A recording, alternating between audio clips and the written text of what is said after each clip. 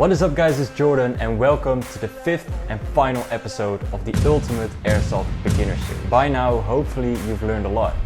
You know how to budget, what to look for when buying your first replica, the essential rules and safety of Airsoft, getting the best gear and the best beginner loadout, and you figured out what field and what playstyle you're gonna play. But now it's time to take your gameplay to the next level. And also what first upgrades you should consider for your Airsoft replica.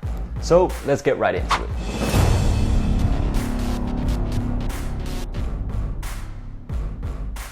So a big part of getting better at Airsoft is improving your game sense, movement and communication. Here are some essential tips to help you play smarter and more effectively. Alright, let's improve your movement. Make sure to always stay low and use cover. The lower your profile, the harder you are to hit. So make sure to move from cover to cover and avoid really open areas. Next one is peek properly. Instead of exposing your whole body, lean out from a cover and make sure to only expose your replica and one eye to see where you're shooting. This way again, your profile is way lower and you're way harder to hit. Next one is move with purpose.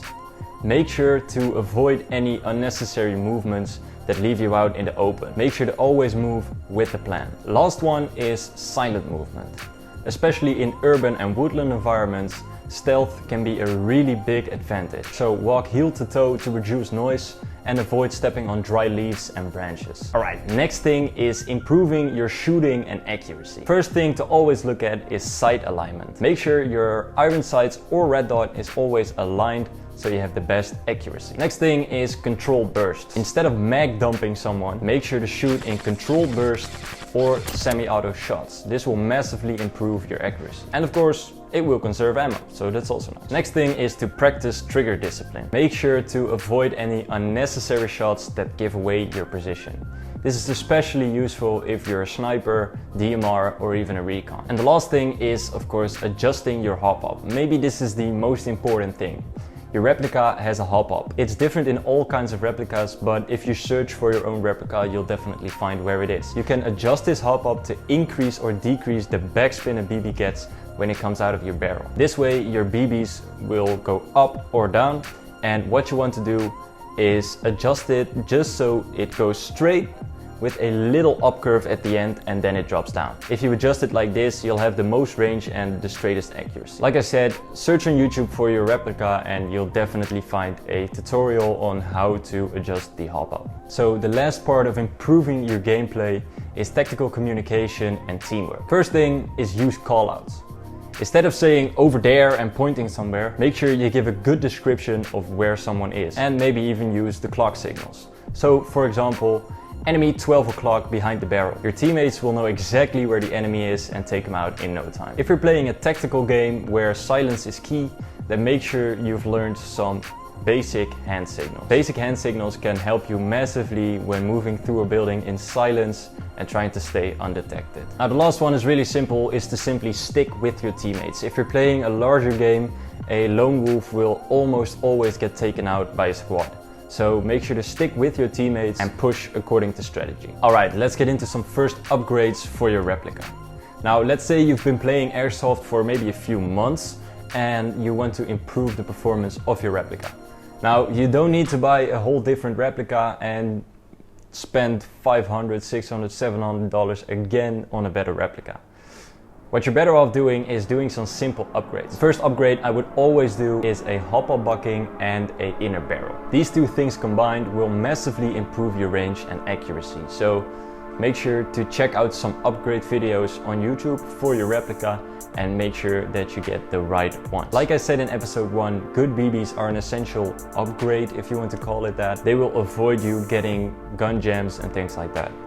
Now, with a little bit of a stronger hop-up and inner barrel, you can already start upgrading to a little bit of a higher weight in BBs, which will again improve your range and your accuracy. Alright, next is improving your motor and gears. Now, getting a stronger motor can improve your rate of fire and your trigger response. And changing to a higher torque motor can also improve the efficiency of your airsoft weapon. Make sure the motor works with the gears in the gearbox.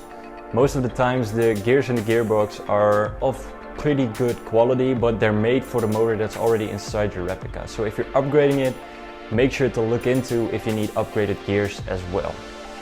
If you're doing upgraded gears, this is a little bit more of an advanced thing, and I would recommend sending it off to someone who has experience in it, because I've tried it and I failed. So yeah, it's pretty advanced. So make sure you know what you're doing. If not, go to someone who has experience and maybe look at what they are doing, and then you can do it yourself next time. Now, of course, what you can also do is do some training and some practice.